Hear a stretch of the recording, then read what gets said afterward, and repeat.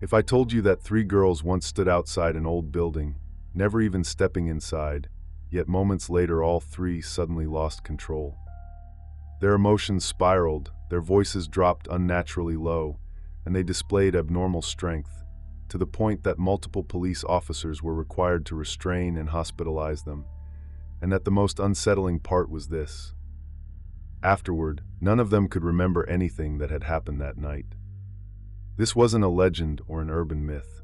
It was a real incident that took place in Wan Chai, Hong Kong, in 2003, at a location known as the Red House, Nam Koo Terrace.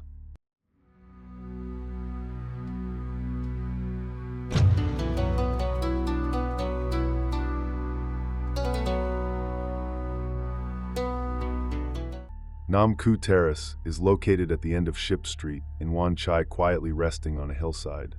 This area is one of the earliest developed districts in Wan Chai, and during the British colonial era, it was also a major residential area for the Chinese community. By day, it appears to be nothing more than a historic building, but once night falls, the site becomes surrounded by unsettling stories and disturbing rumors. The story takes us back to the early 20th century.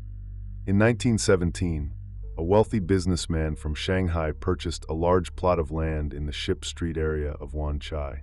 The following year, in 1918, a two-story luxury villa was completed, later becoming known as the Red House, Nam Koo Terrace. By the standards of its time, Nam Koo Terrace was an exceptionally grand private residence. Its architecture blended Chinese and Western styles, reflecting the taste and social status of wealthy Chinese families in the pre-war era. Yet more striking than its size was its color. From the exterior to the interior, the building was almost entirely painted red, creating an atmosphere that felt intense and oppressive. Although red traditionally symbolizes celebration and prosperity in Chinese culture, many people later described Nam Koo Terrace as unsettling even during the day. Still, in the decades following its completion, the mansion remained largely peaceful, quietly witnessing the development of Wan Chai. It was precisely this long period of calm that made its later association with war, death, and disturbing legends feel all the more sudden and eerie. By the 1940s, the Pacific War had erupted, and Hong Kong was soon engulfed by conflict. In 1941, Japanese forces occupied the city, turning once prosperous areas into zones of fear and chaos. And under the shadow of war, places that had once been private homes saw their destinies abruptly rewritten. Nam Koo Terrace was no exception.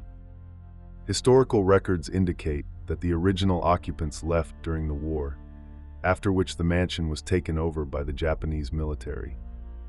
While no official documents clearly state how it was used, local accounts over the decades have suggested it served military purposes and may have been a place where women were detained. These claims are difficult to verify, but they align with what was happening across Wan Chai at the time. During the occupation, widespread violence against civilians, particularly women, was reported in the area. Residents later recalled nighttime patrols in which women were taken away and never seen again. Some rumors claim that a number of these women were brought into Nam Koo Terrace itself, where cries were said to be heard late at night. When the war ended in 1945 and Japanese forces withdrew from Hong Kong, the city slowly began to rebuild. But the fate of Nam Koo Terrace did not recover with the return of peace. The mansion was never reoccupied by its original residents, nor was it formally reused. It remained quietly on the hillside of Wan Chai, like a building forgotten by time. As the years passed, Nam Koo Terrace gradually fell into disrepair. Its windows were sealed shut, walls began to peel, and weeds grew freely throughout the courtyard. What was once a symbol of wealth and status slowly became a place people avoided. Even during the day, nearby residents would instinctively quicken their pace when passing by, unwilling to linger in front of it. It was during this long period of abandonment that unusual stories began to emerge. Some locals said that late at night, while passing Ship Street, they could hear a woman speaking softly or crying from inside the building. The sounds were faint and unclear, but deeply unsettling, leaving a strong sense of emotional weight. As these accounts spread, people began to give a face to the unseen voice. Over time, the legend of the woman in red took shape. According to local stories, a woman dressed in a red cheongsam was sometimes seen standing near the staircase or by a window of Nam Koo Terrace late at night, smiling and gesturing toward passers-by. But when someone stopped to look more closely, the figure would disappear without a trace. Some believe this woman was not a random spirit, but the former lady of the house. Rather than an aggressive ghost meant to frighten people, she was described as a presence trapped in the past, unable to leave, appearing only through quiet sobs and whispered speech in the darkness. As these stories accumulated, Nam Koo Terrace gradually gained a reputation as a haunted house, becoming one of the most controversial locations in Wan Chai. To some, it remained nothing more than an abandoned historic building. To others, it felt like a place carrying unspoken pain and a past that could never be fully explained. By the 1980s, as Hong Kong rapidly developed and the surrounding area was rebuilt, Nam Koo Terrace remained unchanged. Standing among modern high-rise buildings, the long-abandoned red mansion felt increasingly out of place, quietly setting the stage for the events that would later unfold.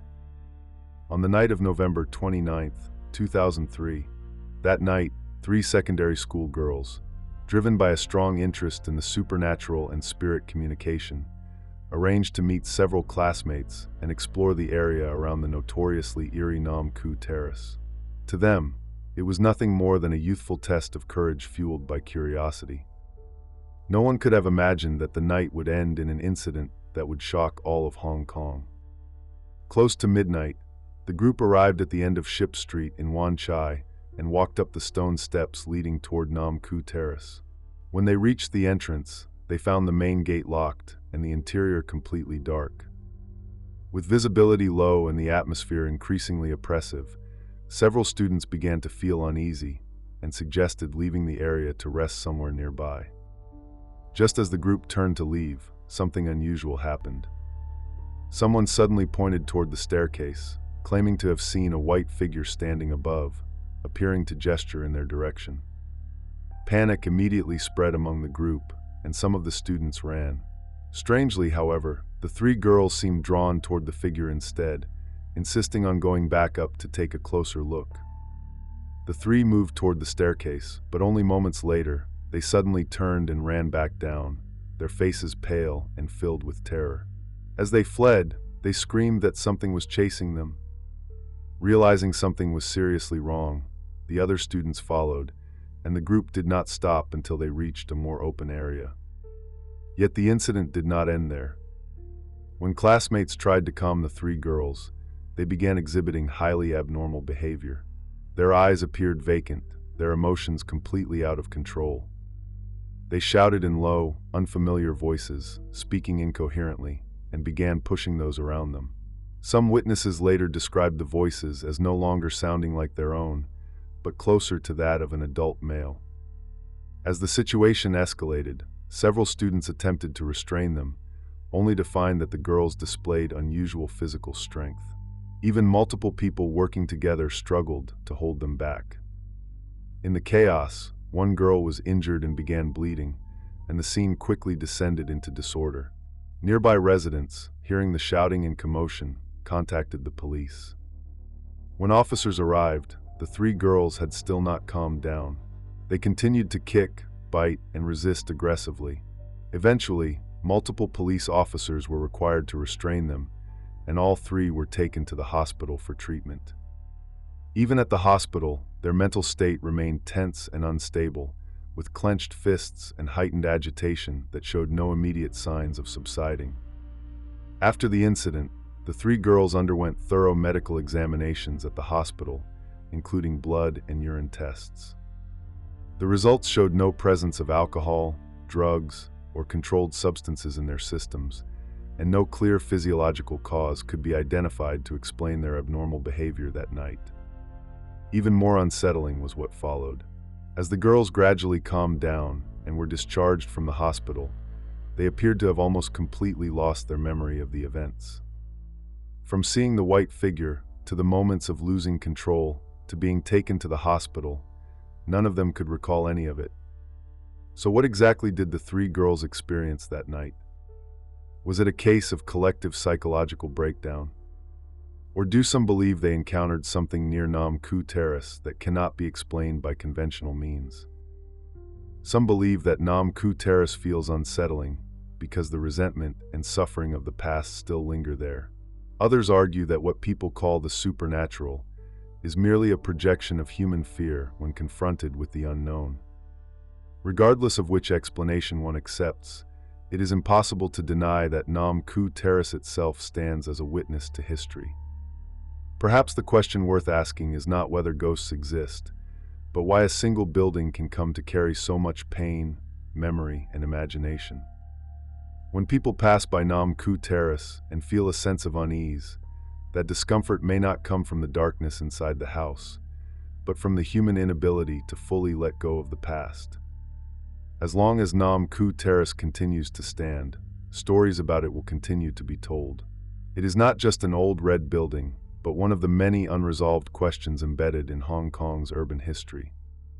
So what do you think of this red house?